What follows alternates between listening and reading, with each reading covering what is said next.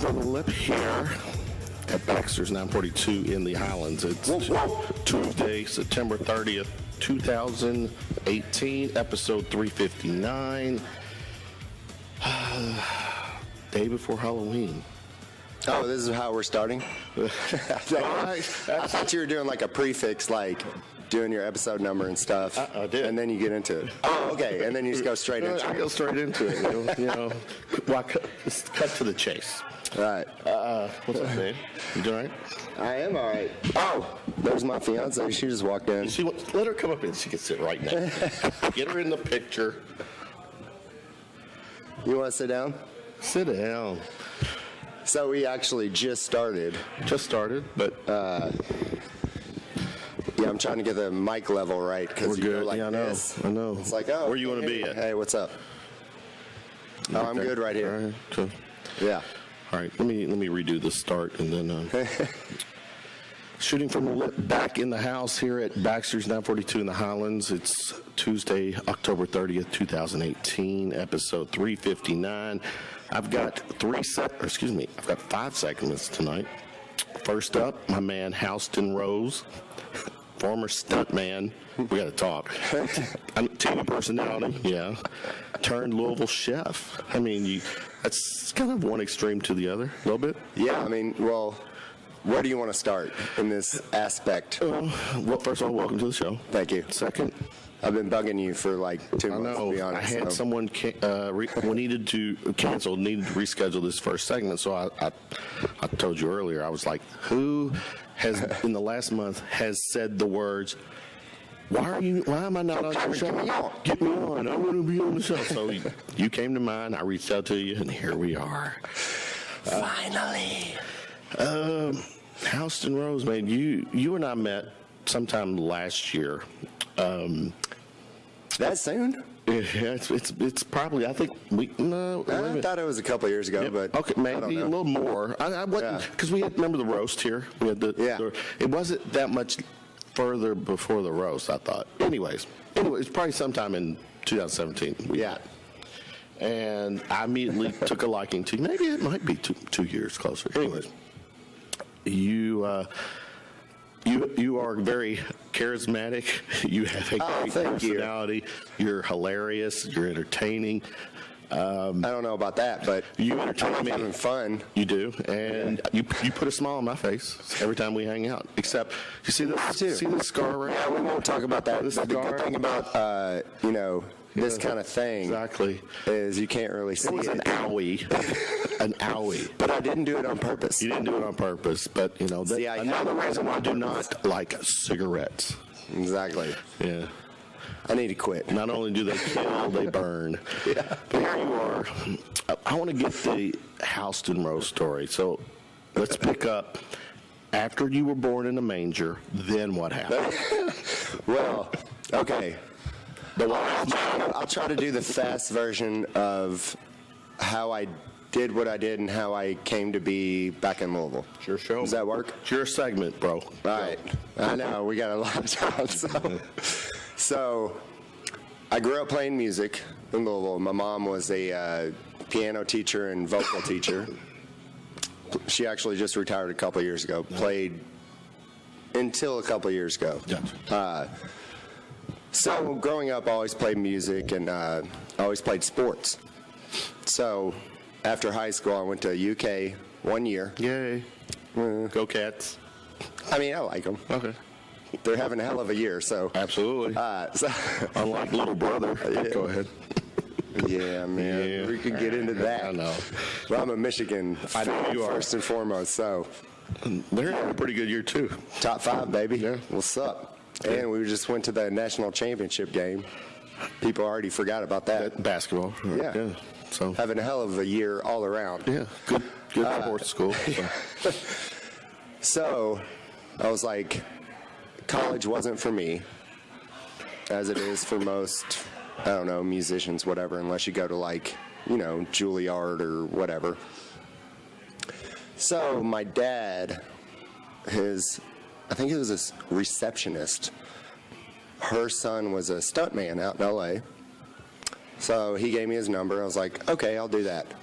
So I moved out to LA, and that's how I started doing stunts. Because the stunt community is very small. How old are you at this point? Let's see, I was 20 years old. You know, stunts, to me, anybody who, you can correct me if I'm wrong, anybody who does stunts, as in movie stunts, right? Yeah. Just athletic, Yeah. coordinated. Yeah. Because I'm very coordinated. Okay. I mean, you gotta. Unless I want to. That's where I was going to say, let's, after I'm still pretty good. later on tonight, we're going to revisit that quote and then I'll do a backflip off the stage. Oh. No. No, actually, so I had a number, Eddie Braun, I can throw it out there. Yeah. He's a great stunt coordinator now. Back then, he was just a stuntman. And the stunt community is very small. So I moved out there. I had his number and another guy's number who's actually a director now, but he wasn't at the time. Okay. He was living out there. So I moved out there, and then I went to stunt school. That's how I got into it. He sent me to that. So you didn't, after high school, you didn't further your education in college. You went. No, I did for 1 year at UK. Okay, oh, that's right. Yeah. And then you said. And it wasn't for me. Yeah. I was like, this is stupid. So you said, the hell with the brains part. Yeah. Let's work Exactly. on. Okay, go. Let's work on breaking down my body Yeah. really hard. See how old I can get as fast as I can get. So I did that. And then I started training with these guys after I went to stunt school called Go Stunts. And it was right around that time that I was auditioning for stuff in LA. And I auditioned for the Ellen show.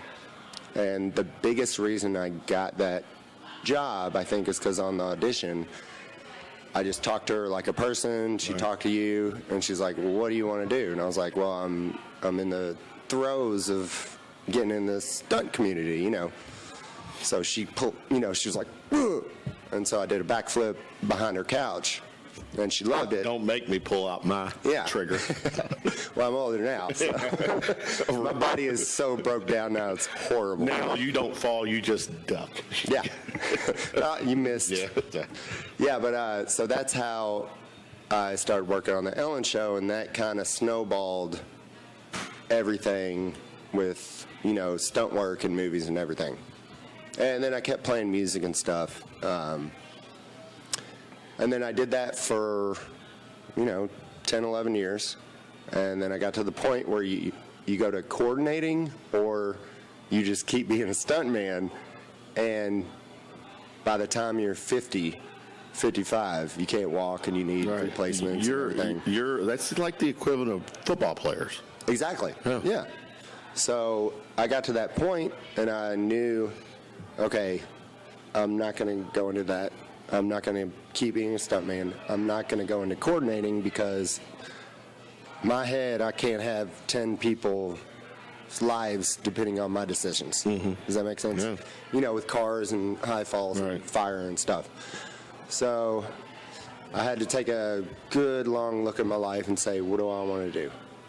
What do you want to do with it? Seriously, what do I want to do? Did you do it Twisted Sisters, D. Snyder style? No, I don't even know that song. You know? No. Remember the video? I know the song. In the video, there was like, the guy says, what are you going to do with your life? Oh, is that a video? No rock. Oh, okay, yes. I know it now. I want to rock.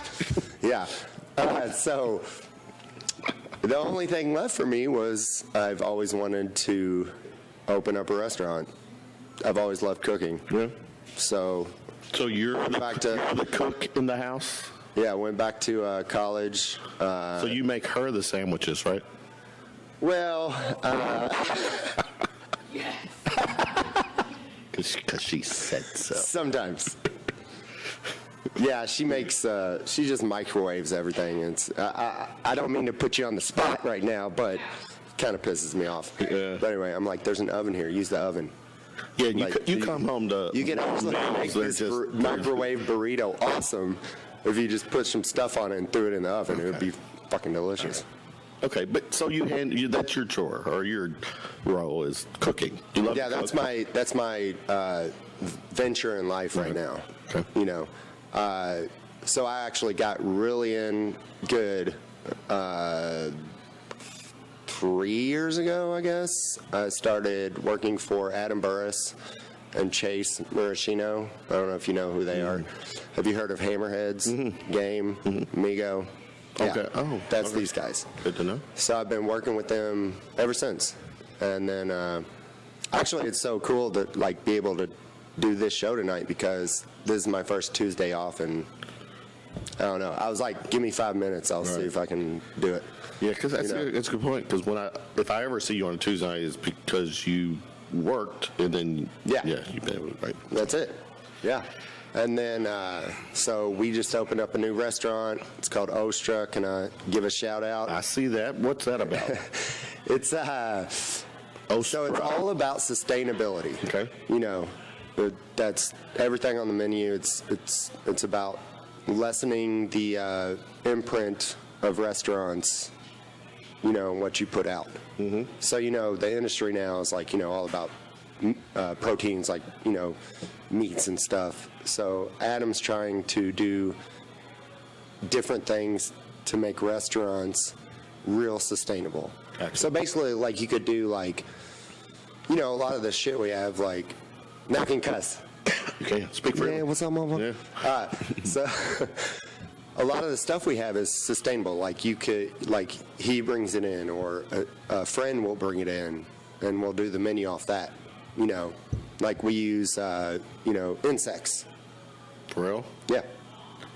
I mean, that's... You want to get into that right now? We can, because, I mean, a lot of that, a lot of cultures, I mean, that's a cuisine. It's actually, it's one of the biggest things in a lot of America hasn't hit that point yet. Well, yeah. Especially Louisville. It's like my stomach is kind of, but go ahead, keep talking. Sell me Okay. on the insects.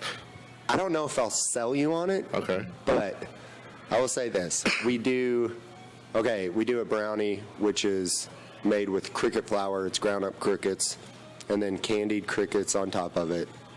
Stuff like that. But Can you describe what that tastes like? What a cricket tastes like? Well, the brownie tastes delicious. The cricket, it's a candy cricket, so it's fried and just covered in sugar, like candy. All right.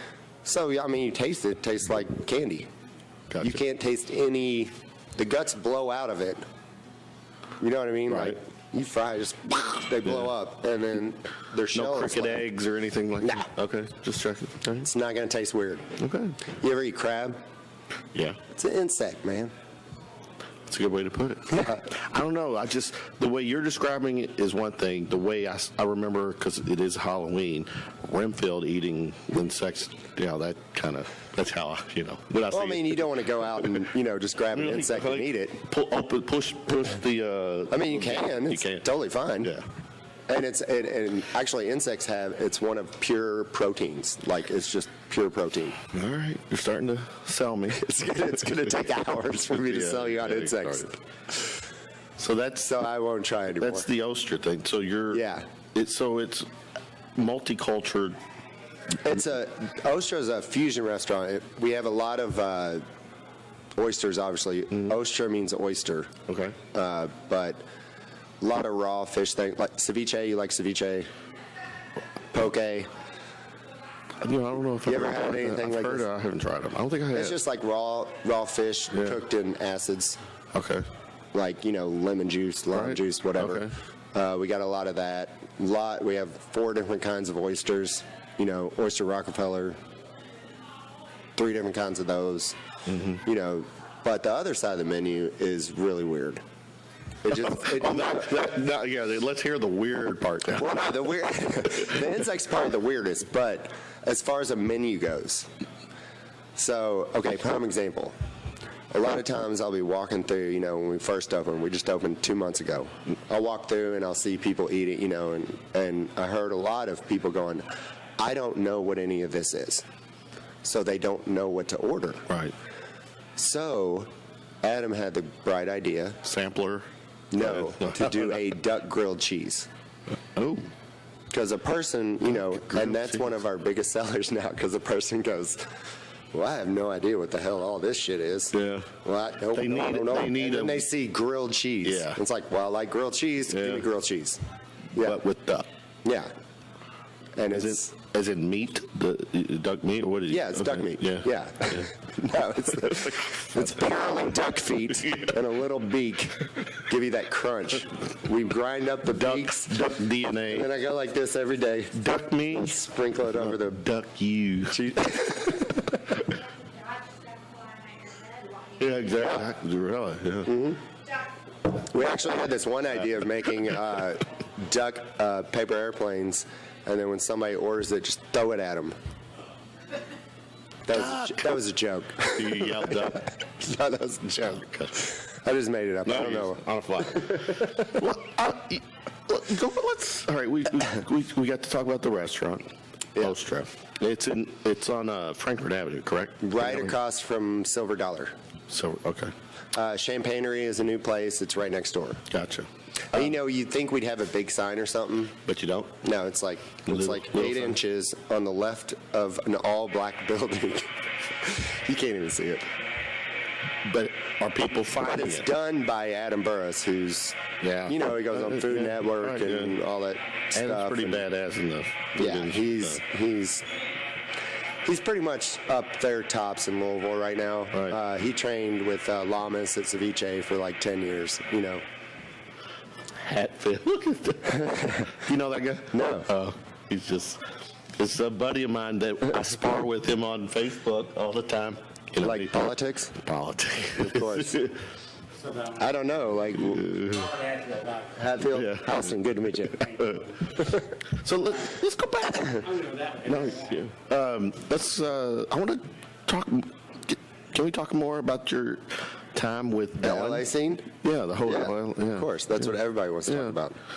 What do you want to talk about? Well, I mean, is LA, the LA life, everything that, LA life was great for the first 5 years.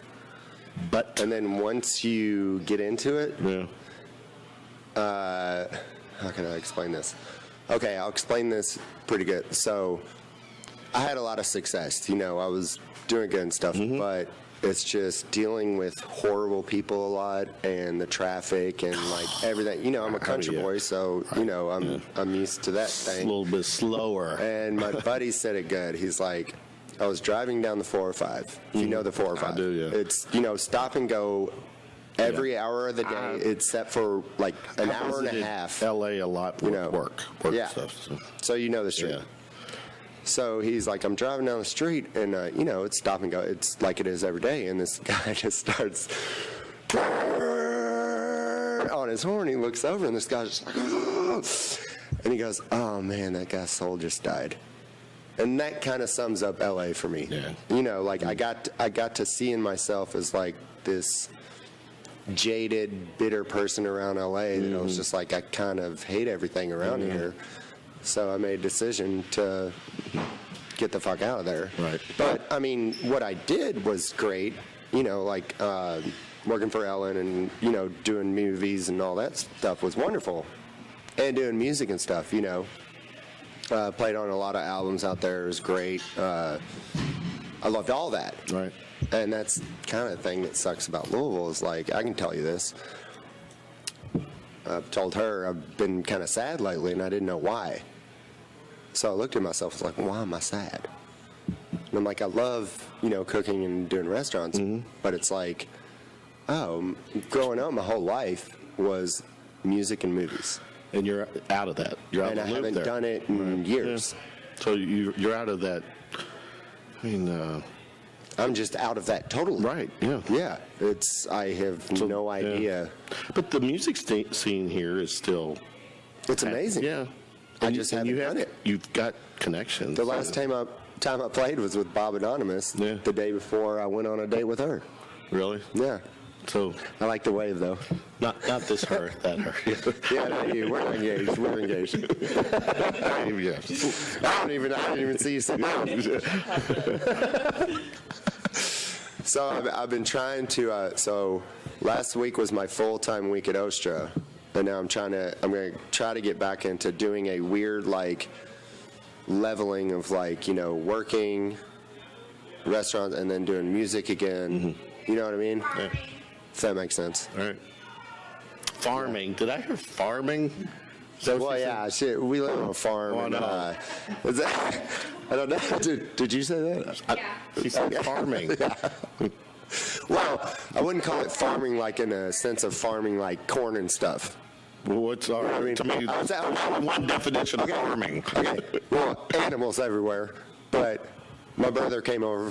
My birthday was last Thursday. He came over to give me a Michigan sweatshirt. And he looks around. He goes, "It's like Wild Kingdom at this place." Speaking of like, Michigan, you know, the college football playoff came out They today. get fifth? Fifth. They were. Yeah. I didn't think they were going to go for it. Yeah, but they play Penn State they next still have week. some games to Oh, yeah. get there. And And some of the Ohio other State. teams have games to. LSU was fourth, I think. I haven't looked I would yet. assume. So, yeah, because They play Alabama. If Alabama wins, then they'll push LSU out. So, Yeah. I think if Alabama loses, Golden. I think you're in good shape. You're in good shape. Yeah. Malaise, right? Malaise. What's the? Oh, yeah. Yeah. Yeah. Yeah. I look at it as corn and blue. Corn. Corn and blue. Yeah. Because, you know, it's like a corn color. It is. You don't know that? Okay. No, it is. It's like Malaise is like Right, corn. right. Yeah. So right Just now, kind of weird. Ellen is. Do you like working with Ellen? I did like working with Ellen. I learned a lot. It was really fun. Did she scare you a lot? Was she doing those scared things, tactics? You know when. Well, you know a funny story about Ellen. Because you worked for her, right? Portia. No, I didn't write. I had a segment on there. Okay, gotcha. It was Oh, you like my actually- own segment. Oh. Yeah. Yeah, I was kind of. What was the time frame on this? So this You had was, your own this was segment the on the first, Ellen show. So I was on contract first 3 seasons, and then by the end of the 3rd season, they tried to do another 3 years. I was like, "There's no way in hell." But So you I were came doing back a couple stuff. times. Yeah. I was still doing stunt stuff, and that was kind of messing up the stunt stuff because I was on contract. So they were like, "You can't do this," Yeah. you know. And I was like, "Oh yeah, I'm on contract." So then when they tried to do another contract, I was like, "I'm not doing it." Right. So I still went back and did some shows. When you But I after could- you moved here. No. After after. I Gotcha, left the I contract, gotcha. like after my first contract ran out. Yeah, but she was great. I mean, she was fun. I don't want to talk bad or anything, you know. It's probably But- safe to say she's not gonna. Well, she might watch because of you. Sorry. Well, I'm just saying, she's a diva. I'll say that much, you know. But that's all I'm going to say about That's that. all? Okay. Yeah. I think she'll probably own that. Don't you think? Well, yeah, but I mean, what's funny about LA, here's what I love about LA. And so we could talk about a lot of that stuff and stunt stuff, but the biggest thing I think people would want to hear about is one of my good friends, who I don't know if you knew this. Go ahead. I think I talked to you about You it. may have. Go ahead. Bruno. Oh, yeah. Yeah. So knew him years before he did anything. You know, I'd drive him to his shows and stuff. And then when I moved back to Louisville, it was about 8 months later, he had his first hit, Beautiful Girls. And I was like, driving down the road, and I was like, that was Beautiful Girls featuring Bruno Mars. And I was like, no way. Did you get emotional? Well, no, I was like, no fucking way. You really didn't? No? Oh, well, no, I mean, I just, you know, it was like Bruno. Yeah. It's like if Kevin, you know, is playing tonight. Right. It's like, say you I see move what out of you did, Louisville, and in the next 8 months, he's the biggest country star in the world. Right. You're not gonna be surprised, Right. but you're gonna be like, I can't believe this happened. Yeah. Oh my God, it's happened. Do you wish you were still there for that? Is it? No, not really. Okay. You all still talk? Keep in touch? No, last time I talked to him was when he played Yum Center. But Which was what? Last year? not last year, like 2 years okay, ago. all right. Yeah. And then the only reason I talked to him is because we played poker a lot. and he went to the boat and played poker. And a dealer called me and was like, hey, your friend's over here. And it was like 6 in the morning. I was like, I'm fucking sleeping. Like, don't call me. And then he like called back and he's like, no, your friend, you might want to talk to him. I was like, I really don't. I don't care who's over there. And then he handed the phone and he's like, hey, Rose, Bruno, get over here. And I was like, don't call me at 6 in the morning. And I hung up. But it's pretty funny. You knew it was Bruno, though. Oh, no, I knew it when he handed him the phone and said, hey, it's Bruno. I'm at the boat. And I was like, call me tomorrow at 6 in the morning. Really? That's something you put... Well, no, I mean, I've known him for, I don't know, 10 years before he But it's still did anything. Bruno. Now it's Bruno. Yeah. That's what I'm saying. Like, if Kevin, you'd be like, say he called you in 2 years, and he's the biggest country star at 6 in the morning. You'd be like, Kevin, don't fucking call me at 6 in the morning. Yeah. You know what I mean? Come on, you got to get that. I get it. Yeah. You're like, it's 6 in the morning. I'm trying to sleep. Why are you calling me? It's because you didn't go to bed till about 4. That is also true. Yeah.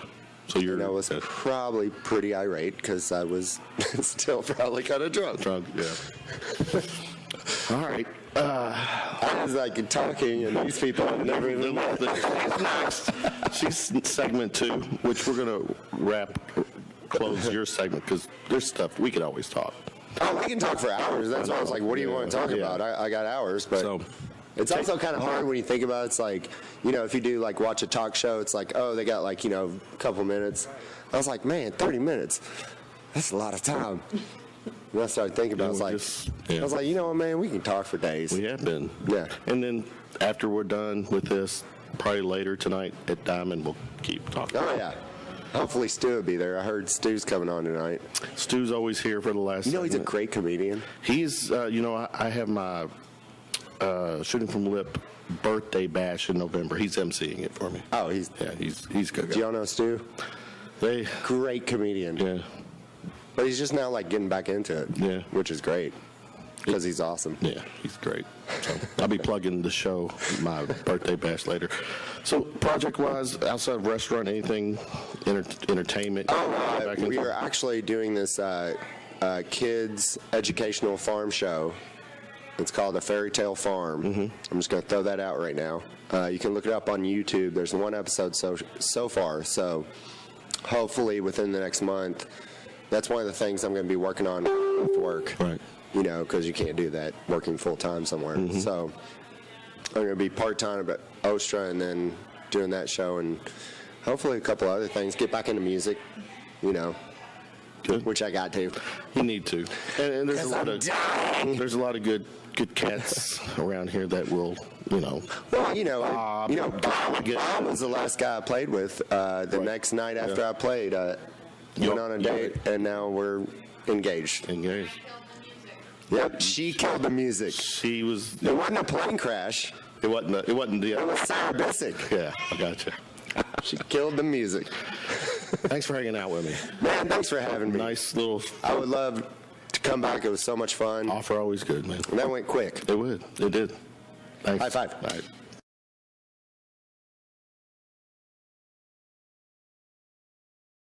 Let's get busy.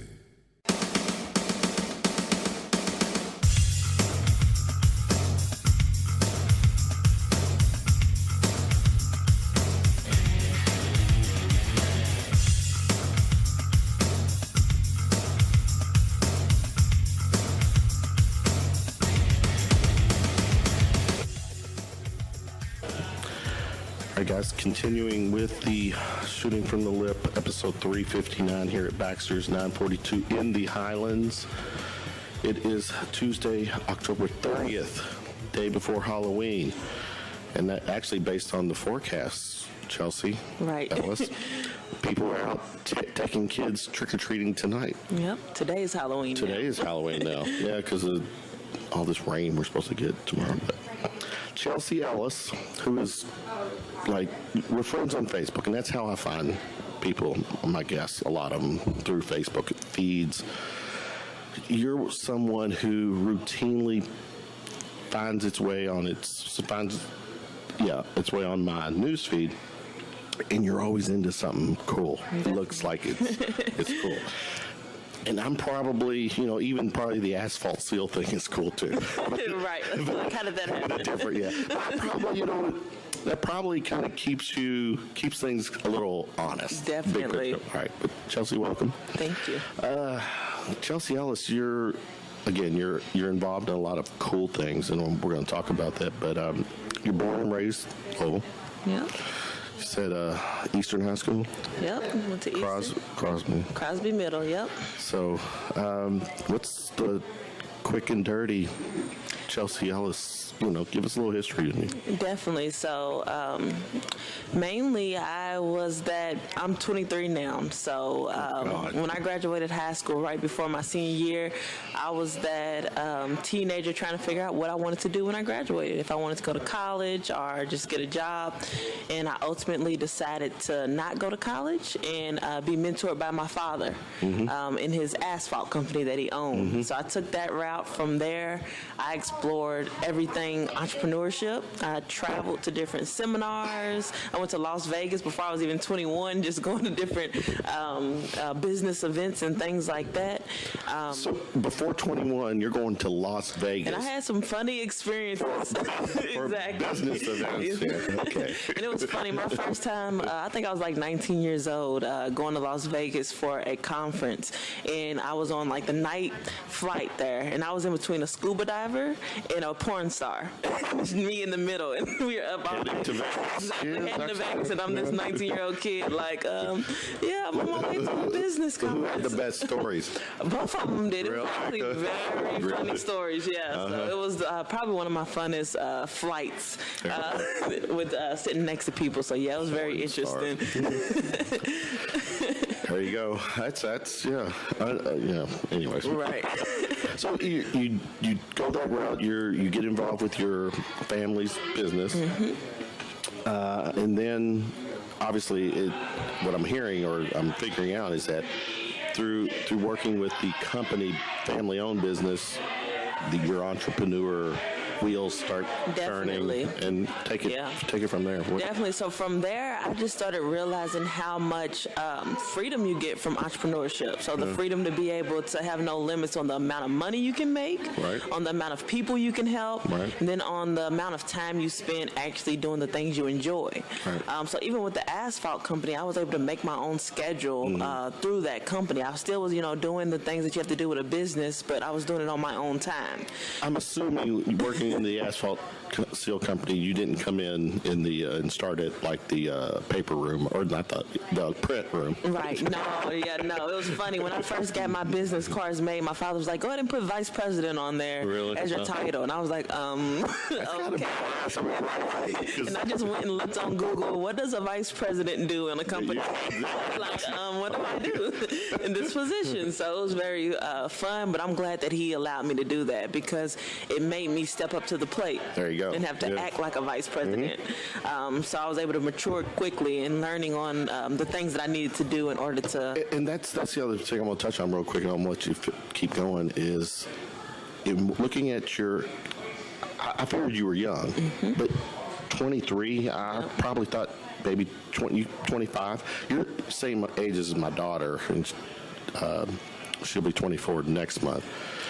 And that puts definitely. So what you've accomplished versus, like she's going to school.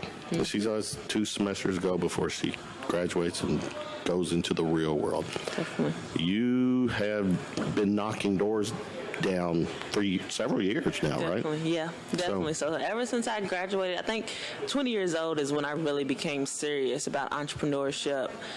So about a year after being out of high school, or so, a year or two, and that's when I wrote a book and started blogging. Yeah, so I was a blogger. That's how I got started with business on my own outside of the asphalt company. That is the way right now. Definitely. So I was mainly just blogging about everything that I was learning because I knew I wasn't an expert yet on business. So I was just blogging about the things that I was learning, and from there I wrote a book. And it's been truly amazing because that helped set myself apart and set myself as an expert when it came to business. So from there, everything continued to grow, and I started taking it more and more seriously.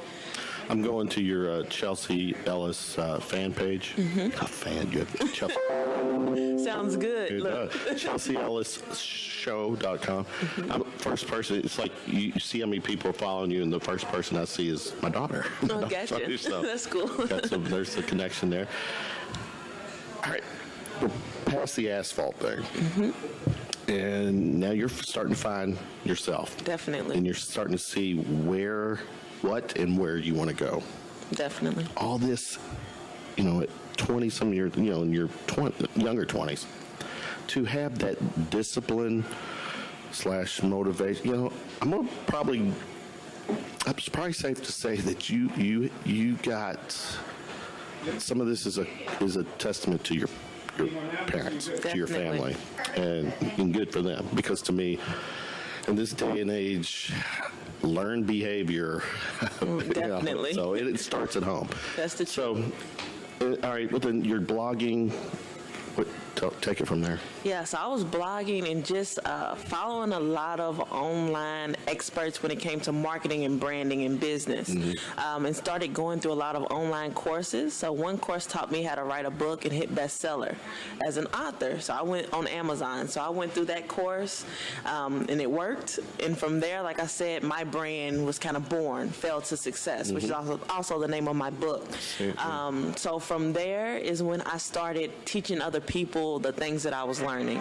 So whether it was how to write a book or how to market, bring using social media, I just started teaching all of those things. And then I started really exploring other businesses that I could be a part of in order to be able to see if I could grow those. So I seen how I was working with the Asphalt company. Then I started getting curious on, okay, if it's working for this, how will online work for other businesses? So that's kind of how I got involved with the coffee shop that I have now with my partner Sketch, who's an artist. So it's a coffee shop and art gallery called Maf Gallery Cafe, not too far from Baxter. It's off of Barrett Avenue. Right. Okay. So I got involved with that business, and also got involved with, now I do a lot of events, networking events, just promoting business owners and local people coming together to support each other. Well, you brought up Maf Gallery. Does MAF, does it stand for something? Yes, music, art, and food. Oh, I like that. Yeah. Okay. Talk to us. Give us a little bit more on that. What's your target, your mission statement? Tell us what's that all about. Definitely. Our goal with Maf Gallery Cafe was to have a location that really was a place to where you can come and relax and have a coffee shop that was more laid back. Right.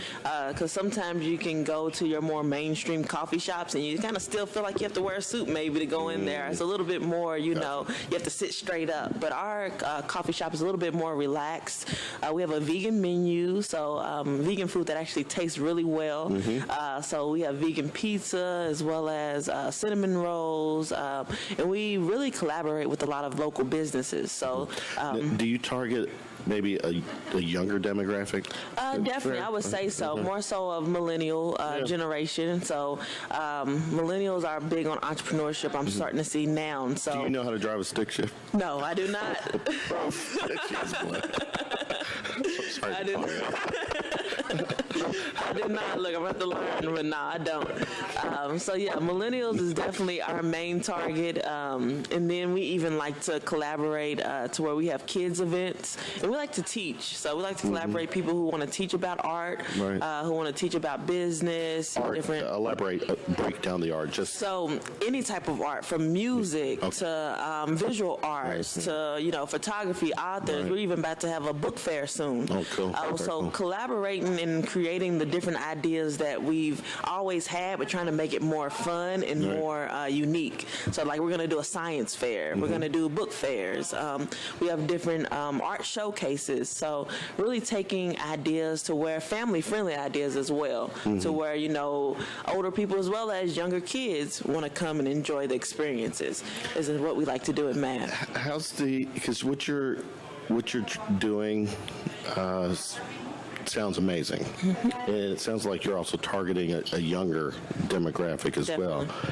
Is it tough to battle, fight, or win them over, these younger kids over, to get involved in something like this and put this away for, I say it's kind of a battle, but not hard once you get them there. It's all about once you get them there. So when they're there in the moment, like we have an open mic for kids 21 and under. And when I say they... Mic is in... And music, dance, and it's funny because they even have music videos. They have business cards ready to go. And I'm like, they're 18 years old in high school and have like all of these things. And they've recorded songs in actual studios. Right. So once you get them there, they really have a lot of fun and they support each other. Type of thing. So, like I said, it's hard to get them interested, but you got to kind of meet them where they're at. Yeah. Like we just recently had a Halloween party for teenagers, and we brought in an artist. His name is Wavy the King. So he's like went viral. He's from Louisville, went viral. So we brought him in, and it brought the kids there too to come, and they had a great time. Wasn't any trouble, and just had a lot of fun. So you got to figure out what it is that they like, and from there they come and support. I like the about statement on the Maf Gallery and Cafe, proudly showing work by local artists and proudly serving coffee from local roasters. So it actually is local. Yep, definitely. Okay. Yeah, we use Red Hot Roasters. So they're actually in the convention center as well. So we use them for our coffee. Very cool. So everything from our food, even our food is our chef. Her name is Jessica Taylor. She's a local vegan chef. And we even have pastries from a company called Pop Culture Cakes. And they bake their cakes in a soda can using soda. So we like to have, a lot of different I've things. not heard of that. Exactly. Wow. So we try to get, different creative people to come in and add to the cafe. And even like our specialty drinks, we have frappes that have different cool things on it, like Oreos mixed into your frappe, our cereal, Fruity Pebbles, our Captain Crunch. So we try to make it, as you see, that relates to younger crowds as well. So we do those things to try to make it a little bit more interesting and fun. I think now more than ever, when it comes to the younger demographic, there has to be mentors. There has to be people. Obviously, I don't think they're always getting, and I'm not trying to bash home, but again, I made this statement about you. It starts at home. A lot of kids don't have that, and so what you're doing definitely sounds like your intentions are good. Definitely. And you're building the next. How many of those people you're working with is Chelsea 2.0, 3.0? Right. That's the plan, exactly. Yeah, to fuel them to be able to do great things, because they're going to be the ones taking care of me when I'm older. So I don't want them to be too messed up. So you have to give back to the people underneath me. But what is the Chelsea Ellis show? Yes, so the Chelsea Ellis show basically is my blog. I knew from my beginning that, like you mentioned, mentors were so important. So the people that I was learning from was helping me a lot. So I wanted to create a show that helped me be able to present the people I was learning from to my audience and the people who were following me, to let them know that, hey, I'm not the only person who's out here doing this entrepreneurship thing. I want to show you other people who I see as my mentors.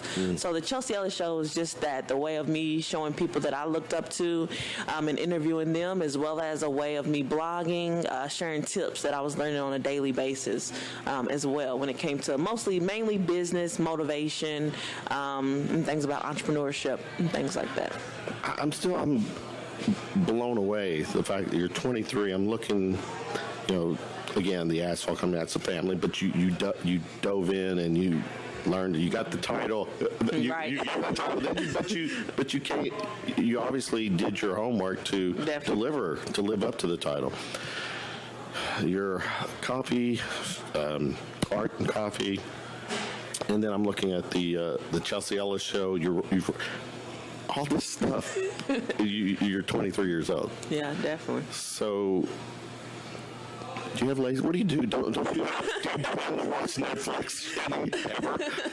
Look, as soon as I get home and lay down, I go to sleep. But I do enjoy doing a lot of different things. A lot of my friends are in college, and they all are in colleges away from Louisville. So that allows me to be able to travel a lot. And that's kind of what I enjoy doing. So I have friends that live in Atlanta who've lived in D.C. and went to school. So I spend, time doing that. And the good thing as well is the Asphalt company company has a break from November all the way up until April.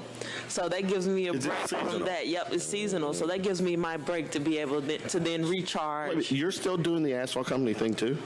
Yep.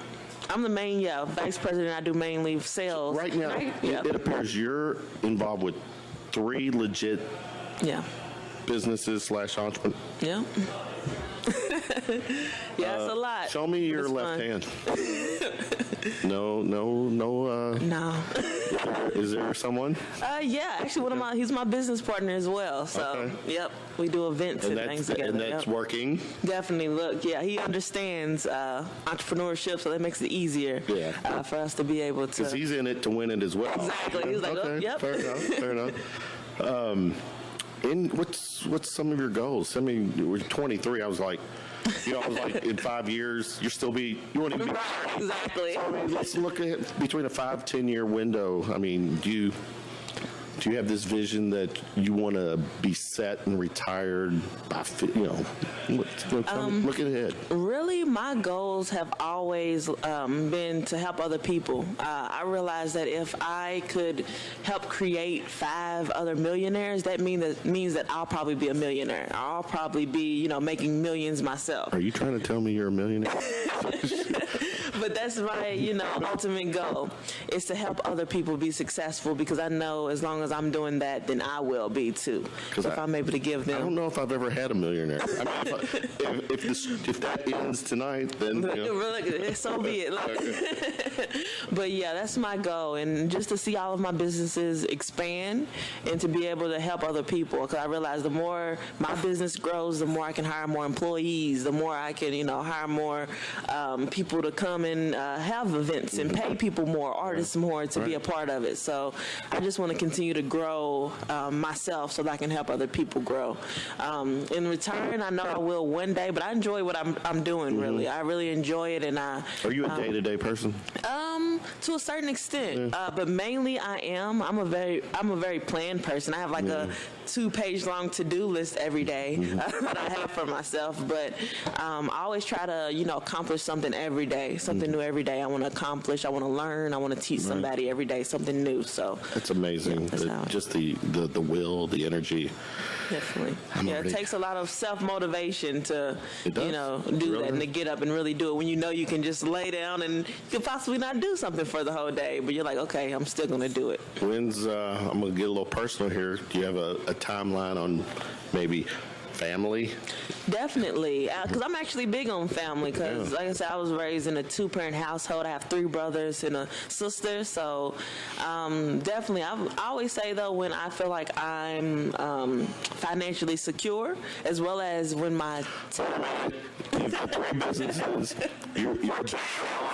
For kids, look, I'm financially secure for myself, but I don't know, adding a child or family and those other parts could be a completely different change. And now I'm using my money, like I said, on traveling and on myself. So to be able to have how much fun, tell me something you do for fun. Definitely. I hang out a lot off of Barstown Road here in Louisville. Yeah, exactly. It's a place to be. So some weekends I come and hang out at different restaurants. I love to eat. So that's another thing. And Louisville has great restaurants. Very good. So I'm big on trying different restaurants and different places here. And then I go to a lot of events here. So whether it's parties or just networking events or whatever it may be, I love to go meet new people and hang out and do social events. And other than that, I love to also travel outside of the country. So I love traveling to new places and seeing different cultures. Give me a couple things on the Chelsea Ellis bucket list. Yes. So one, I always wanted to go to Australia. So that's a big thing on my bucket list. Let's see, what's another thing that I want to do? Like I said, I'm big on traveling. I've always wanted to do something extreme, maybe race cars or something, do something like that one day. I've always looked at Groupon and looked at how much it costs to go around a racetrack, NASCAR. So, something like that for fun would be cool. Other than that, another thing I would enjoy doing is being able to take all of my family and pay for a trip, all of us to go somewhere as a family would be cool. And nice. Definitely. They would enjoy that. Exactly. Free vacation. Can I, in today's culture, if you don't mind, I'm going to bring this up and see, I want to get your opinion. The whole hashtag Me Too thing. Definitely. I don't know if that's, you're a female. In some cases, in maybe a good old boys kind of world. Right.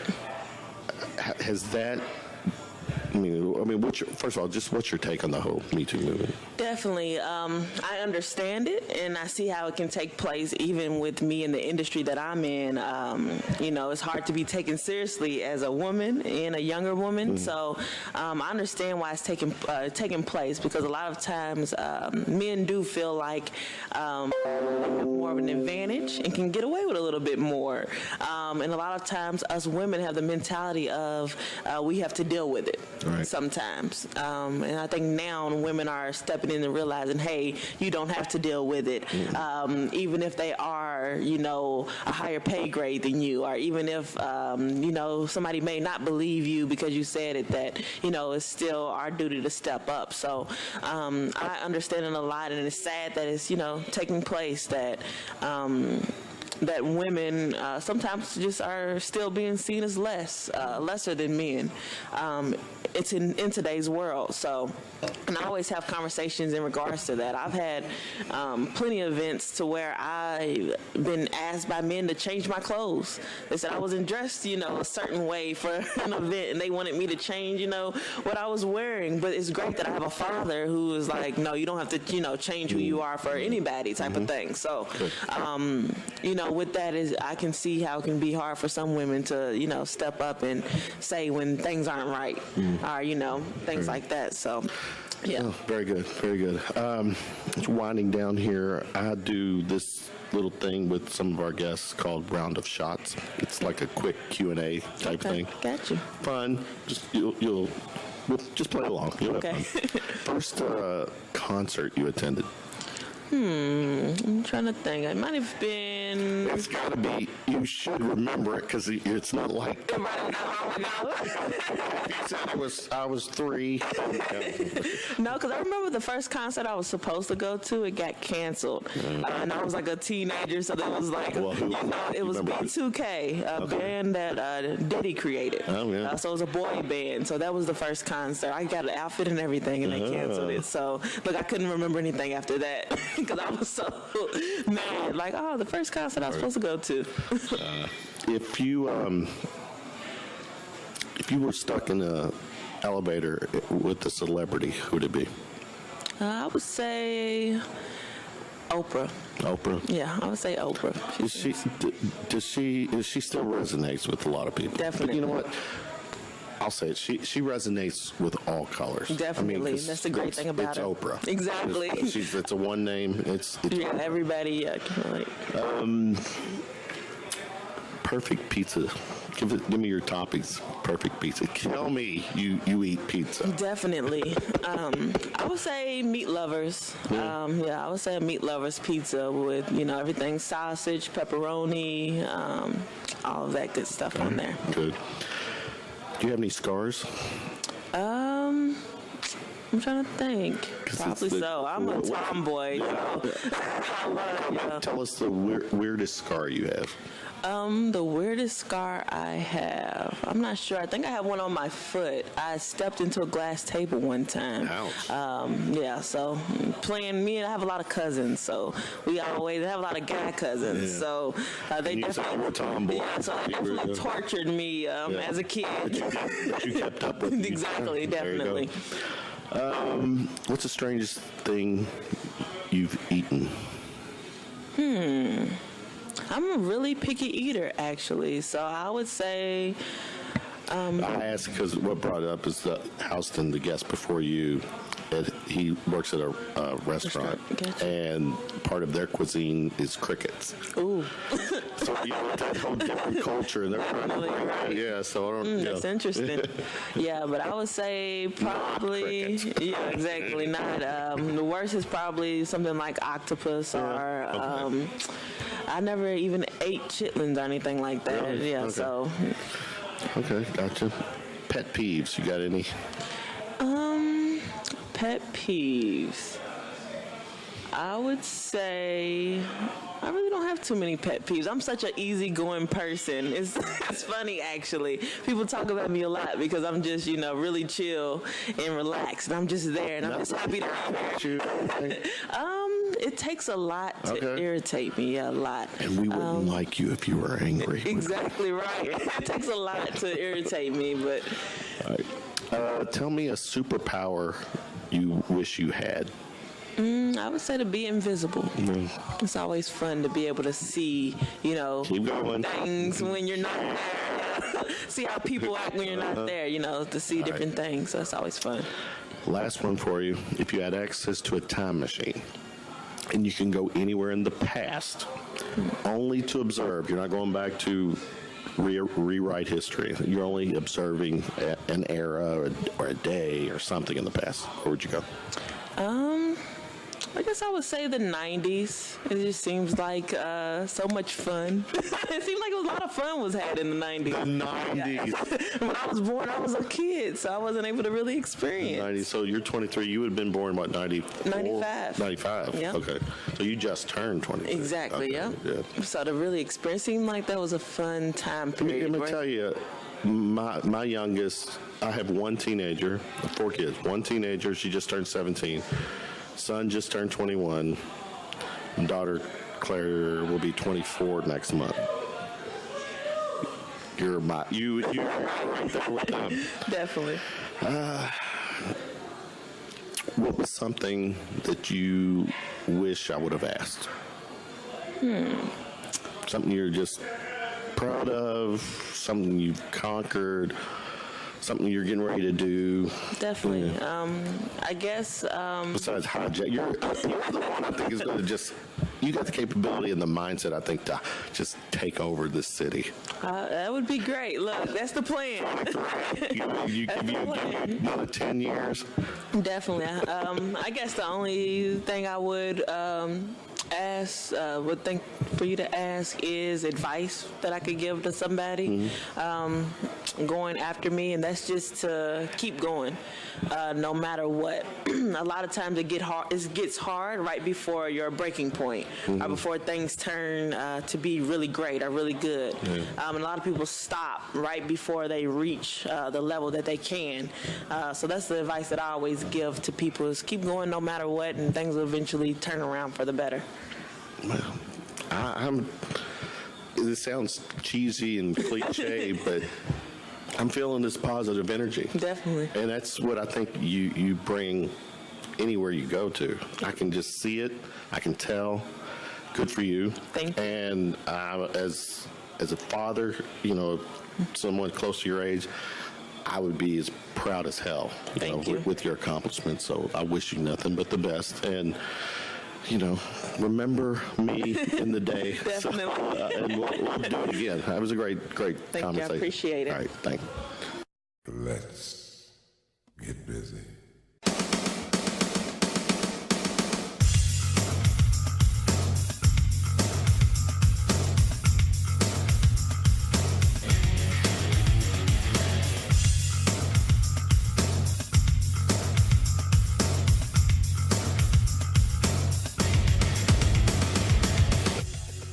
Patrick. Kevin. Downstairs. I'm like explaining to Doug. We had already said our hellos. For some reason, it just didn't register. Oh, so funny. Yeah, I was like, oh, you didn't catch it. Do you remember what I said? Oh, I'm getting ready to interview this Patrick Denney guy. And you're like, Hey. Here I am. Don't you look like Ashton Kutcher? I didn't say nothing. Yeah. Thank you. We're going to try this tonight. Fly effect I get that all the time. Guest co-host with me tonight, Doug Pinson. Doug, you're going to help me. Let's help interrogate this guy. I'll be the one telling the jokes. Yeah, getting all jacked up on. Bring it on. What's up, man? Oh, not much. I actually just got back from School of Rock. Teaching tonight? Yes, I taught a bass student who's excellent. Obviously not going to say any names on the air, but yeah, he's a great student. Also taught a Rock 101 class tonight. That is a class at School of Rock that's really cool. It kind of teaches rudimentary rock songs that just get you in the groove of playing with a band. Well, let's dive into it because my oldest daughter was in another version of the School of Rock thing, and it was fun. We had a good time. She was at the time, she was about 14, 15 years old, same her age, and she sang, and we had a really good time. We got to play at Baxter. It was Phoenix Hill, still around, 4th Street and stuff. So I got what that program is all about. Right. And so let's... Yeah, sure. I mean, really, the mainstay benefit you get from School of Rock is really the performance aspect, and that accelerates the learning process tenfold. Right. You come in every week for a 45-minute lesson, private lesson, of course, which is really neat. Most people do either half hour or an hour lesson. We kind of cut it right in the middle. 45 minutes, I think, is a great time slot to get some. So is that the only, you just do 45? You don't offer the 30 or? No, we do 45-minute private lessons, and then included with that is, depending on the program you're in. So I mentioned Rock 101. That program is an hour and a half long, like I said, kind of rudimentary program, getting you in the groove of playing with other people your age and simpler songs. I want to hesitate saying simpler, but no, they have their complexities. Right. And then our graduated program from that is the performance program, and that's a 45-minute private lesson plus a 3-hour rehearsal during the week. Where And this is usually a band. So this is the interesting thing about School of Rock. The way we're set up is that in any given performance program class, the ideal amount of students you would have is about 20 to 25. So you have a 12 to 14 week season. Of those 20 to 25 kids, they're each cast on songs based on their kind of individual needs. So it's a rotating group of kids. So it's not just one band that's playing. It's essentially these students get to play with a bunch of different bands. Gotcha. And so they get a lot from it. You could have a song that has a real kind of rudimentary drum part that's, I'm thinking maybe like Running with the Devil or something like that by Van Halen. And then a shred and guitar part, you're able to put kids, students from different skill levels, different backgrounds, and put them all in the same song. And it just works. Right. And it accelerates their learning process because they get to learn from, kids with great varying skill levels. I'm looking at your, on the School of Rock Louisville Facebook page, the About statement, high quality performance-based music education program for kids 4 to 18. Correct. You stay true to that age Yes, group. absolutely. Guitar, bass, drums, keys, voice, one-on-one instruction, plus group rehearsals and live performances at real concert venues. Yes. You got adult grad school program, and then you have the Little Wing program. Elaborate on those. Sure. So those are like the polar ends of our programs, right? Little Wing program, of course, based off the Jimi Hendrix team, right? Little Wing is for kids, and we even say as low as 3 to 5 years old. And it's essentially just it's a group, like I think it's a 45-minute session where they just come in, they do rhythm exercises, they they might listen to some songs, but it's mostly just like clapping exercises and just kind of things to introduce them to the idea of music in a group setting. Right. And the way that our programs are set up, it's kind of like a ladder. You just move up the ladder according to your age and your skill set, your maturity, even. Hello. That damn thing. We need to. Usually I unplug that thing. We'll go with it. Yeah. Our next after Little Wing is Rookies. Rookies is from ages like 6 to 7, or kind of on the periphs of that as well.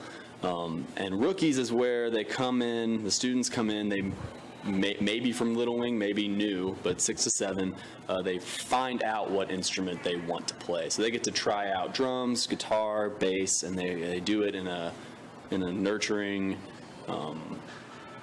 atmosphere with kids their age. Right. And yeah, it's really cool because they get to pick their instrument, and then after they pick their instrument and they start to get a little bit better at it, we graduate them up to where they start with private lessons. Generally, kids from like ages 4 to even 6 in some instances have a little trouble focusing in private lessons. So we generally wait till about more mature 6-year-olds, 7-year-olds to give private lessons. I can see that. Yeah, and then it goes to Rock 101, which I mentioned earlier, performance, and then of course after performance. I should mention this about performance, like you just mentioned from the website. We get to perform at an actual live venue at the end of the season.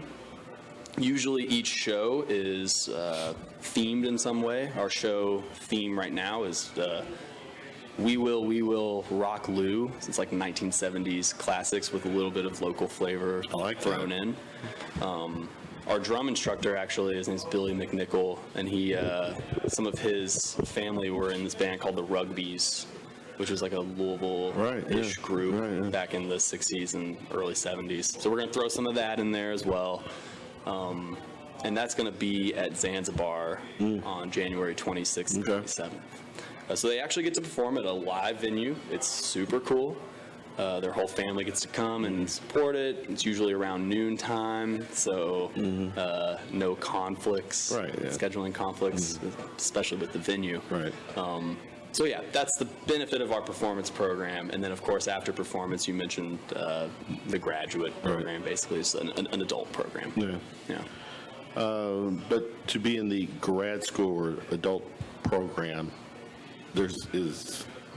I'm assuming there's a prerequisite that you as far as your skill set, you're not going to, if some adult who is just walks in and has never played, are they part of the adult grad program? It depends. Adults, it's kind of interesting. It's like two sides of the same coin. Like adults can sometimes be very fickle about that kind of stuff.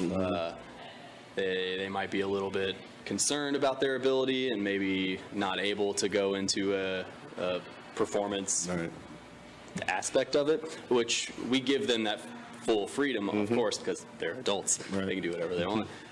We can do whatever we want. So yeah, they can either do just private lessons or with the performance aspect. In general. So maybe a complete beginner comes in as an adult and they actually, work on it and progress, and then if the performance aspects interest them, we have that option for them. Okay. Doug, jump in. I was just curious, how many teachers, instructors, how many people are involved with the program? Sure. So we just had our grand opening this past Saturday, and it went super well. Really? Yes. So this is that new? Yes. Oh, okay. I thought this was... I've been around for a little bit. No, this is brand new. Or maybe I'm thinking of the... Well, yeah, so there was like another school of rock that was not associated with us. Completely unassociated, actually. So yeah, this is completely new. We had our grand opening this past Saturday. It was spectacular. Went off without a hitch. And we've been soft opened for 2-ish weeks, so we're pretty brand spanking. So new. where did you do your like your advertising and you're pulling your clients from? Are you going like through the school system or? Honestly, we've been doing a lot of online ads. We've also been putting up our booth at pretty much any festival that will take us. We did that a lot in the spring and summer, especially. Like we were out all the time, all the time. So are the classes like are run in like a local music studio? No, we have our own facility. It's out off Shelbyville Road in Middletown. The exact address is 12001 Shelbyville Road, Suite 102, right here in Louisville. Very good. Yeah, Middletown. Very Not good. too far from Lulu's. Not too far at all. Well, no, it's Middletown. Yeah. No. So, Yeah. So we're heading Lulu's is St. closer Martin's, right? to the Blind Squirrel area. Oh, okay. Yeah. That's cool.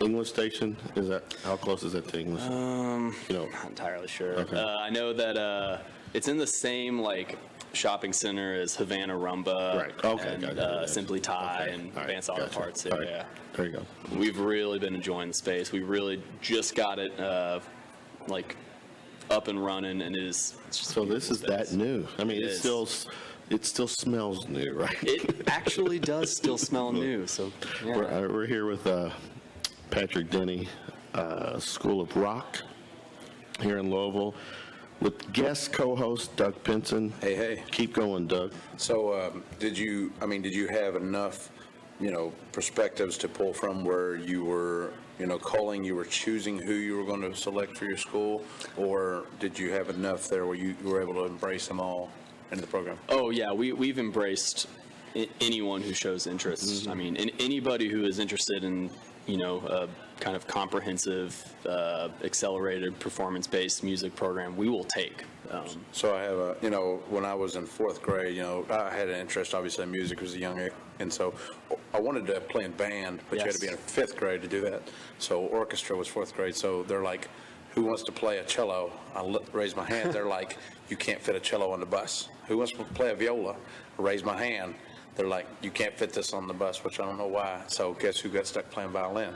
Well, there you go. Which I did fine at, but I mean, so like, let's say you have 25 students and 20 of them want to be a guitar player. How do you divide that out? That's a really good question.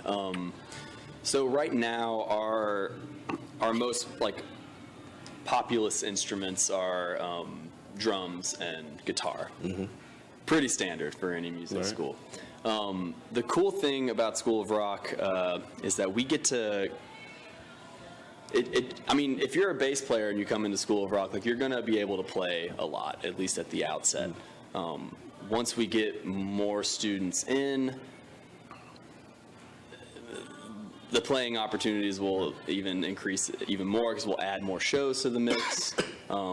We haven't really encountered that issue yet, though. So would you maybe, like if you had somebody, you had a surplus of guitarists, you would maybe try to also give them a secondary instrument? Sure. Yeah. So, like, anyone who can do a secondary instrument, for instance, there's this girl in our performance program right now, and she's taking guitar lessons. She's a beginner guitar student. But she's a pretty good keyboard player, like, pretty awesome, actually. And we were a little low on keyboard students going into the season, so we were just like, hop on if you'd like. And of course, any kid that's given the opportunity to play like more than one instrument is. Do y'all do vocal lessons as well? Yes, of course we do. Right. We do mostly just the standard rock instrumentation lessons. We don't do any horns or strings, like orchestral strings as of yet. I know of some other schools that do a little bit of horns, but we're not quite. I can synthesize that on the keyboard. Oh yeah. So basically, You're not going to be creating Chicago 2.0 anytime soon. No. Or the Zach Longoria project. Oh man, they have some great players in they that group, do. dude. Cheap plug. So when Fact.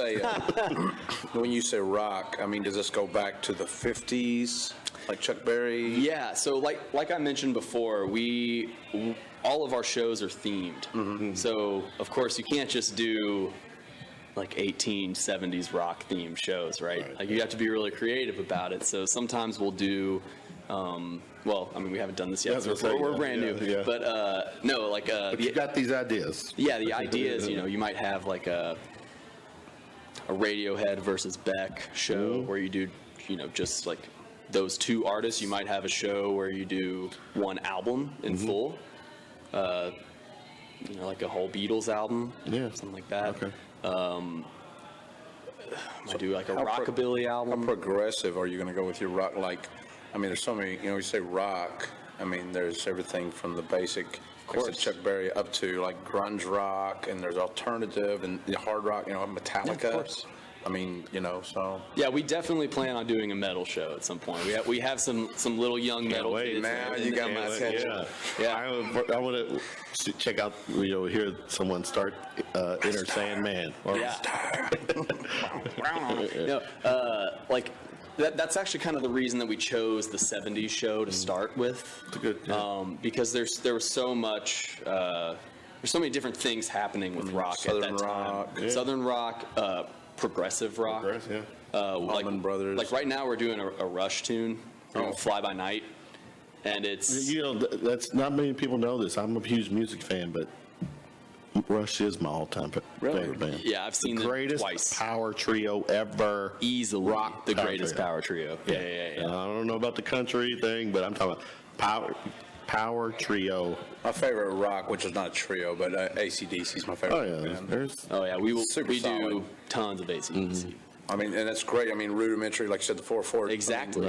You can master at 4/4. And that's exactly kind of to speak to my point about putting kids together of different skill sets. I hate to throw the drummer of AC/DC under the bus. I don't even know his name. Phil Rudd. Phil Rudd. Cliff was the bass. But if you ever watch his video, watch him play Let There Be Rock, like in 1978, I think it was, and they did this as like Apollo place. They had a few hundred people in there maybe, and he is like, his sweat is just like pouring. Oh, yeah. Because he's so meticulous with his timing, but he's so energetic. Well, that's why they were so good. I mean, like, it's the same thing with like the Beatles, like the drummer in those kinds of bands are always the unsung hero. I love, and I'm a huge, I mean, I don't play drums, but I'm a huge fan of drums, and I love bass too, because those two things are the cake. Yes. The guitar is your icing, but if you don't have good drums and bass, you don't have the cake. And they've got to work well together too. Like that's one of the biggest things that I want to impart among on my students. I'm a bass player myself. We were talking about that a little bit before we went live, but I mean, any drummer I work with, if I don't gel with them, it's just it's not gonna happen. Right. Like the sound is. It might not be at either fault. It's just there's not a connection there. Exactly. Yeah. Well, let's look. School of Rock. It's a great. I mean, obviously, music is huge. Yeah. I mean, it's important, and it's a nice means for anybody to get involved with. Right. Well, let's talk about you. Sure. You got a lot of music background. Yes. Tell how did it all start? What was your? When did you first pick up the guitar, bang the pots and pans? I first got interested in guitar around the age of 11. I'm 25 now, so I guess I've been playing around 14 years or so. So I got interested in guitar around the age of 11. There was like one guy, and I grew up in Versailles, Kentucky. There's like one guy that taught guitar in all of Versailles. So like we all had the same guitar teacher. But I like really took to it. Didn't really take to I played sports, but I wasn't super interested in it. I was like, man, like when I was playing baseball in the outfield, I was like, the sun is like way too bright. Get me out of here. Now you got the bright light. Full circle. Is that when it started? At what point did it start to click that chicks dig a guitarist rather than a center fielder? Never, because it never happened like that for me, man. I don't know what it was. I couldn't even look cool with the guitar on. I don't know what it was. But, yeah, to speak to your original question, got interested around the age of 11. Pretty much immediately started seeking out people my own age or just anyone else who played music. What sparked that within you, though? What age or what happened to make you want to seek music? Oh my God, this is like a super embarrassing story, but I'll just go ahead and say it. More I'll just embarrassing get it out there. than the Ashton Kutcher stuff? Far more embarrassing than the I thought he was about ready to say a different F word at you. No. Nope. No, I watched this movie called Freaky Friday. I was a kid, man. It was with Lindsay Lohan and Jamie Lee was Curtis. in the band. Yep. Right? Yep. And I was like, oh, she looks so cool. Like, they look so cool up on stage. They have guitars. I don't even know what that is. My parents, I'm the only musical one in my family, so like I was never exposed to that. Before. So I saw that movie, I was like, this looks pretty cool. That part looked cool. That part looks cool. Like pretty much, you know. So you were starstruck from the movie. Yeah, pretty much. I just saw people on stage, and I've always like been good at music. Like when I was a kid, I have near perfect pitch. So if people my age were singing a song on the radio and they were singing it, you know, they're kids. They're probably singing it in the key that fit their voice, right? And they'd sing it in a different key, and I would tell them they were wrong because it wasn't exactly like what I heard on the radio. So I think like I've always had an aptitude for music since I was a kid, and just didn't know it because my parents they just didn't know. Yeah. They had no idea. What inspired you more watching the movie though? Was it the music or the performance, or was it a blend of the two? I think it was certain. Honestly, I'd probably say the performance because the music in that movie's not unforgettable. Great. Yeah, I have no idea what any of those songs sound like. I could not tell you what that music sounds like. So probably the performance. If I remember this right, if I say the name guitarist Steve Lukather, you know who that is? I don't think I do. No. Toto guitarist. Oh yeah. Well, I think his son is the guitarist for Lindsay in that movie. No Yeah, way. I think so. Anyway, but go ahead. That's extremely random. Awesome. So is that carried with you today? I mean, were you obviously music being an intrinsic part, but where you want to convey the performance as equal to the music itself? Yes, absolutely. I'm assuming you're not wanting to make it bigger than. No. At what point did that register with you? It registered with me when I started playing with That early? with bands. Yeah. Oh, okay. Well, no, like not like immediately, Yeah, right. but with bands. When I started playing with my friends, like At what age are we talking now? it's pretty much an immediate thing. Like I probably started taking at 11, and then I joined my first band at 12. Oh, okay. Yeah, it was like this kind of heavy, like. We were trying to be a metal band, but I don't think any of us like really knew like what metal truly was, or we're 11, So like 11 years of life. / grunge. Totally. So at that time of your age, what was your influence? Because we're saying 14 years ago. That's 2004. So I'm trying to think. who is out there then? Jeez. You might probably were relying Like on. Godsmack, and a lot of like some metal, like some Mudvayne. Creed was Nickelback out yet? No Nickelback. No Sorry. I think the first song I learned was a song called "Gone Away" by The Offspring. So like I was listening to like a lot of like grunge and alternative rock. Okay. But then I found kids like the guys I started playing with were just like a tad bit older than me. Right. A couple of years. Then I started playing with some people. Actually, it's Trippin' Roots. Yeah.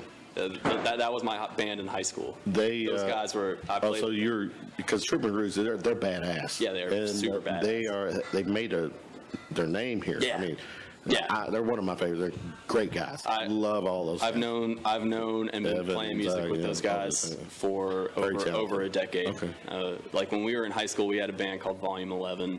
I've heard that story. I've heard that name because they've done shows with me before. Yeah. So we were a small state, man, small world. But those dudes, it was cool because like those dudes had the ability to do the kind of stuff that I wanted to do.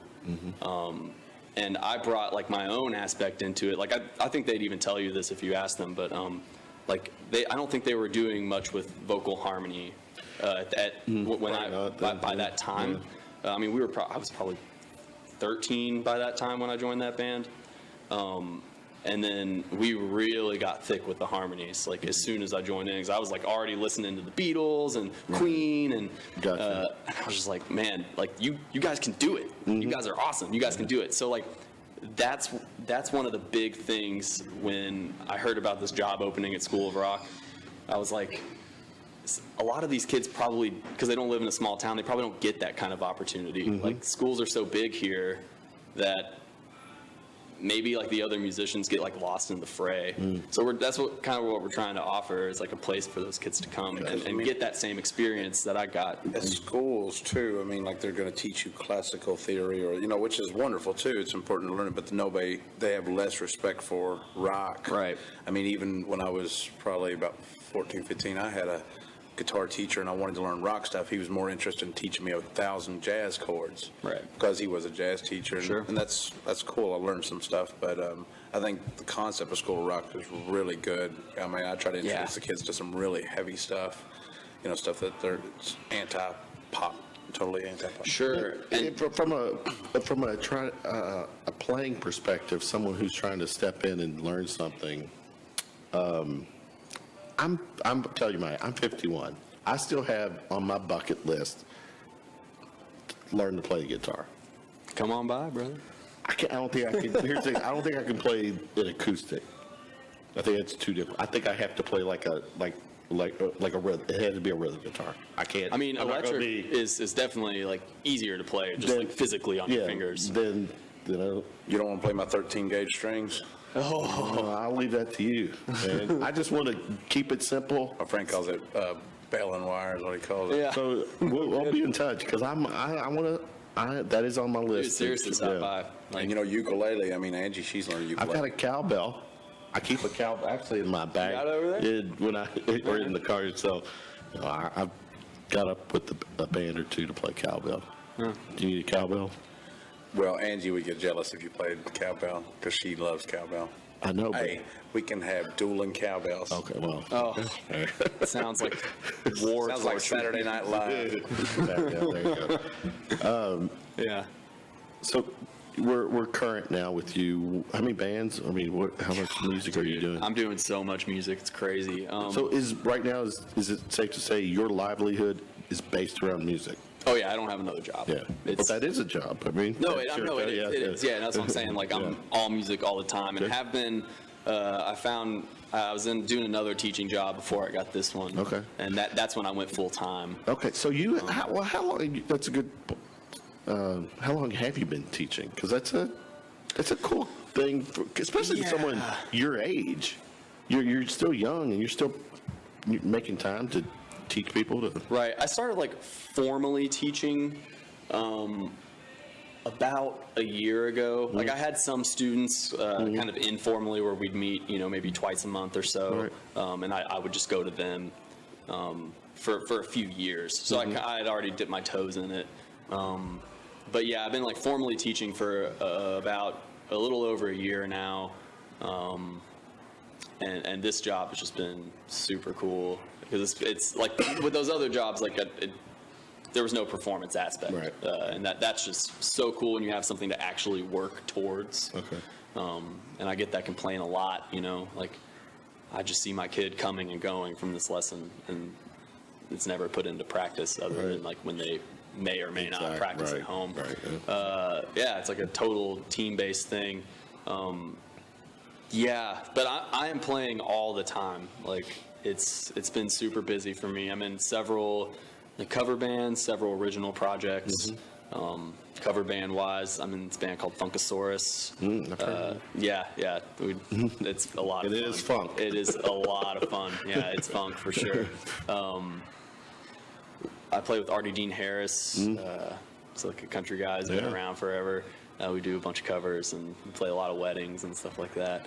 I'm in a cover band called the Sexy Tones that me and my girlfriend kind of head up. And So your girlfriend's musician? yeah, she plays piano. Okay, It's really awesome. And then original projects, I'm in a band called Wilder Stallions. It's a jazz, funk, rock, fusion band, and we released an album back in, I think, 2015. I was not on that album. I joined the band right after they released it. Okay. But we just cut a record in Nashville. It's going to be released next year. Oh, and okay. it is like some of the sickest stuff I've ever played or been good. on. It's amazing. I play bass for a guy named Zach Stefanski. He's a local producer, songwriter, just amazing. He's also my next door neighbor, probably my best friend. Super great dude. I have my own stuff. I'm also the keyboard player for Dr. Dundiff. Have you ever heard of? He's like a hip hop R&B producer. Local? Yeah, okay, yeah, okay. local. We've done Waterfront Wednesday a few times, Okay, and we wow. played at Mercury, and we opened up for Trombone Shorty this past year, which was just a stellar experience. Besides, what instruments are you? Bass is my primary axe, for sure. Mm-hmm. Bass, I play electric and upright. I'll play upright when I need to Right. for like jazz gigs and stuff. I should probably mention, I went to Bellarmine University, like right down the street, Mm-hmm. for jazz studies and music technology. Mm-hmm.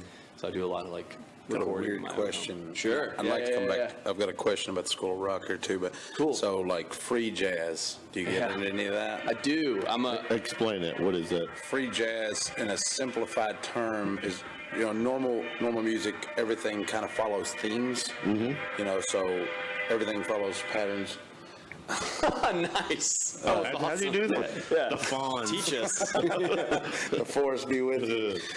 I'm going to straighten it out like my grandma used to straighten me out.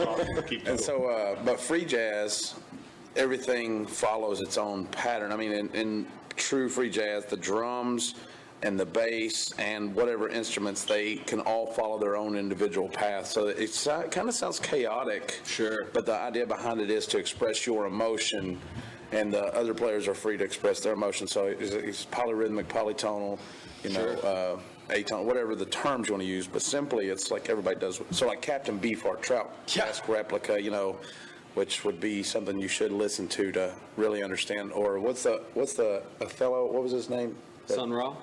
The one that kind of one of the first guys to do the free jazz movement. I mean, I'll have to look. I'm a huge Sun Ra Is fan. it Orville? I don't know. I'm gonna look his name up here. As far as free jazz go, yes. The answer to that question is I'm into some of it. Like I said, I just mentioned that I'm a pretty big Sun Ra fan. Sun Ra and his orchestra. That's what they're called. Well, I mean, they go under a bunch of monikers, but Ornette Coleman. oh yeah, Ornette Coleman. Sorry, Oh yeah, I said absolutely. his name. Yeah, you said Orville, so I was like Orville. Yeah, Ornette Coleman's bad Free boy. jazz is a little bit new for me, actually, because I started learning about Captain Beefheart and started, Frank Zappa. You know Frank Zappa, so Frank Zappa produced Trout Mask Replica. Right. So you already know it's going to be. Yeah. So my question with the children, when you're teaching them, do you get into the theory and the actual what they're doing, or do you just teach them like here's an A chord, here's a D chord? No, yeah, we definitely. So we kind of have this mantra of like song first. So we'll teach them the song. We'll teach them the social implications around the song, and of course just physically how to play the song. And then with that, we teach them the theory surrounding that certain song. So it's a gradual process theoretically. As they learn more songs, they learn more theory. So you get into modes and. Yes, absolutely. So like if you're breaking down, okay, so if you're tabbing out, like Sweet Home Alabama, are you going to do 5-4-1 or are you going to do 1-7-4? God, you're putting them on the spot like that. Hey, it's a fair question. But it's a good question. It's actually a pretty good question because Sweet Home Alabama is a hybrid. Well, I think we'd probably teach them, I mean, just going off that specific example, we would teach them the riff and then explain that, you're on the D chord, bum, bum, ba-dum, and then when you move to the root in the C, you're just going to the dominant seventh or the flat seventh, however you want to. So you're going to do 1-7-4. Essentially, yeah. Because the D to me is a 1, but some people chart it out 5-4-1. For simplicity's sake, but to me the D is actually. Oh, the D is certainly the one in that song. It's in the key of D. Without a doubt. Yeah. It's I was just curious, in the key of D. how you all would do that with the children. 5-4-1. So D, da, 4, G, da, 5. I can't see how that would be 5-4-1. It's That's interesting. not, but I know some people that do. Yeah. I could never. I would never ever chart that out. Yeah, that way. I would do it 1-7-4. I'll do 1-1-7-4. Yeah. So 7 denoting the flat 7 and the dominant 7 chord. 1, 3. You realize I'm out of the loop here. Well, it's okay. It's okay. I mean, it was just, I didn't want to go super deep on it, but I was just curious how they would deal with the, I mean, because I think that his approach is really good. You start out with just saying, hey, like, so Here's the song. When I started playing violin, I got really good on violin. Like, 9th grade, I was like 5th chair, first violin, Commonwealth Orchestra. Really? Awesome. But I didn't know anything about theory. Yeah. So I went to this school, Interlochen, and I was going to try to apply there. And they're like, how many flats are in this key? And I'm like, I don't know. The teacher taught me some senses for that. But then I had one guy sit down, and he took like 2 days, started teaching me modes and everything, and it all made sense. Right. And, So I guess back to your question is you do the whole theory, or Yeah, the theory is included in the song. That's Okay. kind of the way I would like to like address that. Gotcha. So, I see it from opposite poles, right? There are obviously anything in the middle, but like there are some lesson studios that teach only theory, straight out of a book, all the way through the book, and then onto the next book, and onto the next book after that, and they might not even get to a C# minor chord until 6 books in, and that to me is just kind of unacceptable. On the other hand, you have on the other side of these poles, you have people who never teach theory; they only teach songs. Luckily, my brain, I had a teacher that would explain that stuff to me, and I'm sure that I picked some of that stuff up along the way. I only took lessons for maybe like 2 years or so. you when I just got intrinsically started out. understand. Yes. And that's with me, too. Yeah, exactly. So, like, it's for somebody who's super interested in it and for somebody who it takes well to that, it's going to be a lot easier to do, if that makes sense. Yeah. However, hello. not here yet. I won't However- get super deep into the question, but Right. you do teach the theoretical side, the rudimentary. Yes, of course. And do you also convey to them that to understand the rules, to also know when it's okay to break them? Of course, absolutely. My whole theory on that has always been you have to know the rules in order to break them. Yeah. Because if you don't know how to play in, you can't play out. And the reason for that is because if somebody's just playing out all the time, and then you ask them to play in, and then they can't play a simple 8th note swung rhythm, it's like, dude, you're just making stuff up. Like, you don't know what you're actually doing. Like, you don't know the rules, and you're not even breaking them. You just don't know anything. Don't know anything. Yeah, exactly. That was an interesting thing, like we talked, and I won't go too much into this, but the Troutmaster replica, if you listen to it, it sounds like a garble mess. Yes. But the really cool thing is they spent a whole year practicing these parts, and they can replicate this, what you would think first time you hear it is like, what is this? But they can actually replicate it note for note. Like a crazy, was it clarinet he played or oboe? Yeah, clarinet. Crazy clarinet solos, and he's replicating it. Now, his guitarist said sometimes he wouldn't know if something was 1 half step or 2 half steps off, but it was just, there was this energy in his music, and that freedom, which is really cool.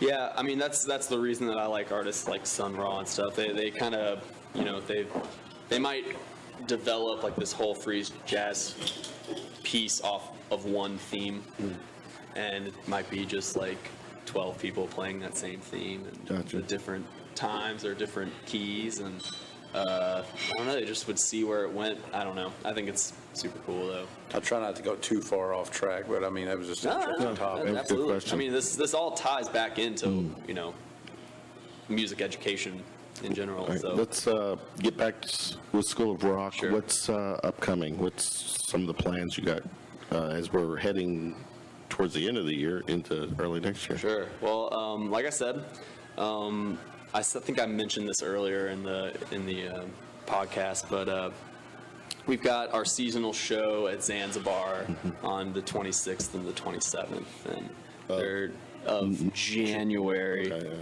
yeah. So yeah, like real early in, it's our winter show. We allotted a little more time to prepare it, obviously, because we just opened up. And then there are some other things in the works, not even in the works, that are confirmed, but I'm just not sure I'm at liberty to That's cool. to disclose those. You'll have a standing invitation to come this, so because this, to me, this is a very cool thing. Oh yeah. And I mean, it like offers so many other opportunities too. Like we have kind of this like national network where these kids can actually, if like the highest level of School of Rock is reaching like the all-star level where you actually get to go and tour in cities, like do like an actual like semi-national tour. Right. And then there's also a program for kind of how do I phrase this diplomatically? I'll just put it this way. The people that work the hardest and the students that work the hardest and where that hard work shows through their playing get to be in this program called the House Band at no extra cost, and they get to actually go out regionally and gig. Mm-hmm. Oh, very cool. So the students, are they paying for, like you said, 12 to 16 week season, correct? Mm-hmm. So like if somebody wants to apply, they can be accepted in for the next season? It depends. I think right now they can come in pretty much at any point. And I mean, just depending on like their skill level when they enter, they might be able to get into the show, the seasonal show, like pretty early on. So the way we do it, it's kind of cool. We kind of add songs in, like we'll add like a list of 5 to 6 songs maybe every month or so, or 3 weeks or so. So that allows for new people coming in to be kind of cast on something else, if that makes sense. It does. All right, School of Rock here in Louisville at 12001 Shelbyville Road, Suite 102 in Middletown. Y'all have a webpage as well, right? Yes, we do. It's I think it's Louisville.schoolofrock.com, maybe. That's right? what exactly it is. Louisville. Hey, I know my stuff. I don't think I ever mentioned this either. I'm the music director there. That's pretty important. Yeah. So like I kind of oversee like all musical aspects of the establishment. I just wanted to mention that because I realized I never did coming in. You talked like you were the head man, big man on campus. So. The head honcho. Yeah. Patrick Denney came on and killed it. Thank you, Kevin. Anything, final thought? Anything you want to add? Come on and visit our location, really. I want to, visit. I'm going to get with you because I want to go just check it out. Yeah, come check it out. From a show's perspective. Literally, I'll be there to give you a tour. Somebody will be there to give you a tour, for sure. Our main rehearsal room is right at the heart of our physical spot. And I think that's like the perfect metaphor because it's the performance and the rehearsal is where all the magic happens. And it's an awesome place. So very cool. Hope to see you. Patrick Denney, thanks for hanging out with us, man. Of course. All right, good.